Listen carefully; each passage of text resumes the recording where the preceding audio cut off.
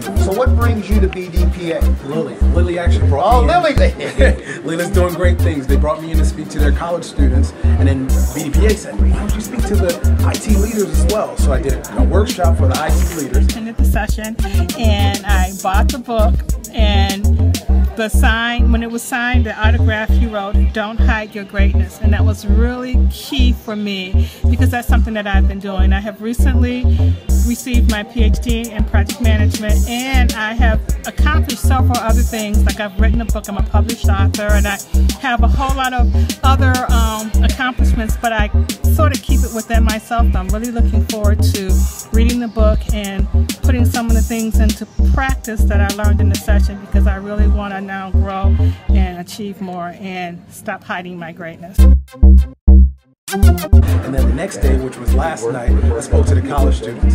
And like Wayne Hicks says, we got to make this thing fun for these college students. We got to make this thing fun. So that's one of my goals.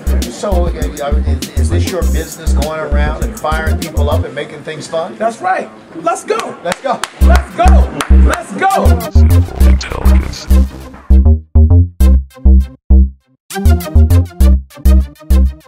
I was the captain on the football team at Cheney University when we broke the nation's longest losing streak. I say it's an accomplishment. Other people will look at it as, oh, you lost games, man.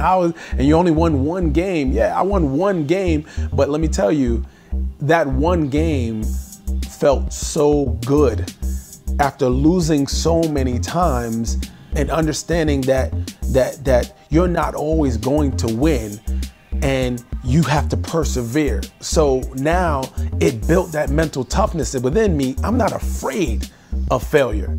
I'm not afraid to go out and actually try something new, jump off the cliff, you know, and jump out on faith. That's what I did to do what I'm doing now.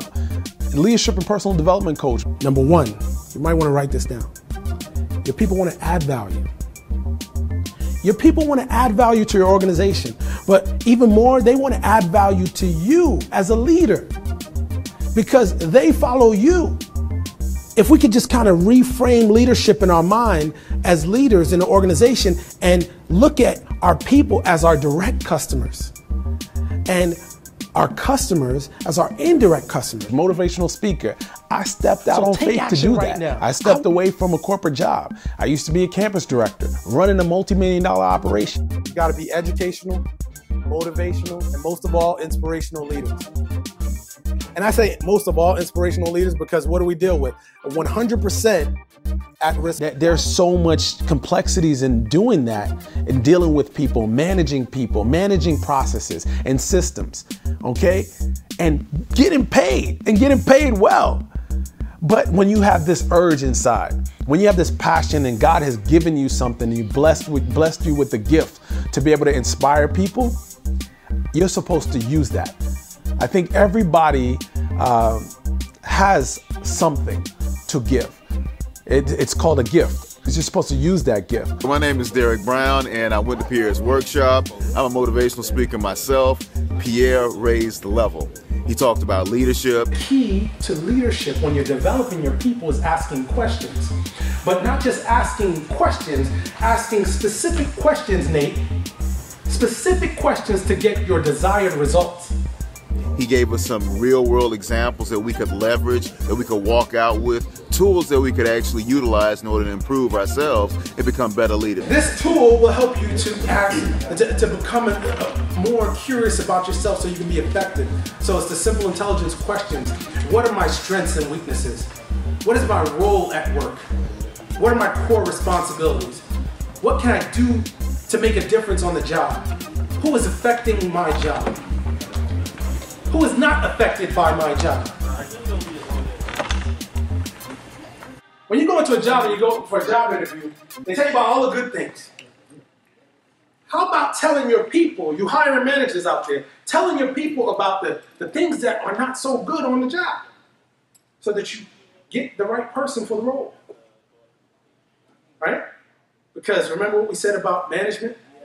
It's people and processes, right? People and processes. You got to know how to manage people and processes. But when you're talking about hiring people, and this is just a tidbit from on management, you want to look for past behaviors and be able to ask them specific questions to get desired results. Use this. I created it for y'all. All in all, it was an outstanding presentation. If you haven't heard Pierre speak, I'm going to say something to you right now. You're missing out. So get with it. That's why you're doing what you're doing right now. I know that you have a degree and you stepped away from something, whether it be money, whatever it is, to do what you're doing now. That's a blessing. And guess what? You will be rewarded. You will be rewarded. If you allow me to speak into your life, I mean, but that's what I do. You know, I see people's differences and I appreciate that. And what I do is I ask people to take a look at themselves and love themselves. Too many people out there are looking outside and using our eyes. I know it's a natural thing because we have these eyes and looking at other people and looking at what other people have and saying, oh, I wish I had that. And then they're trying to change themselves.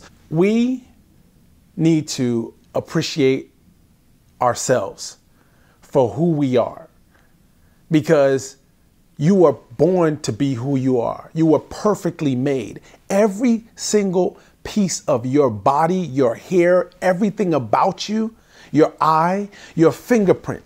Think about this. And I always encourage people on this. If you just think about this for a second.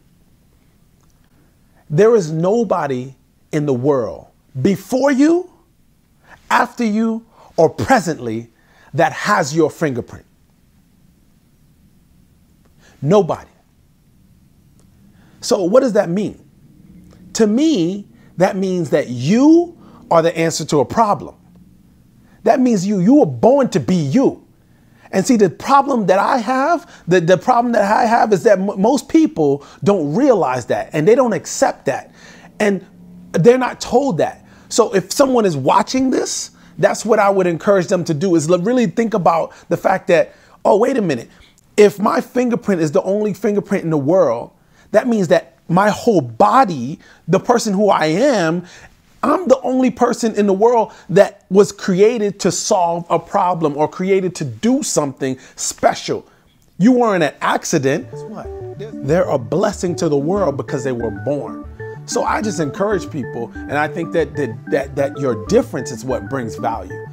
If you can identify what your difference is and articulate what your differences and your strengths are, that's what makes you more confident, and that's what makes.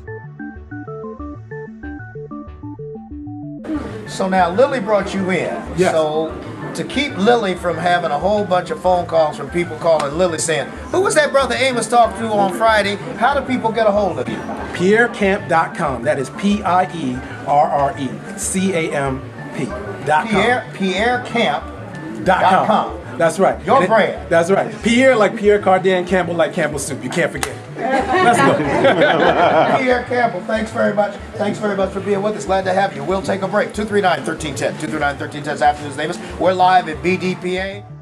You are the answer to a problem. That means you were born to be you.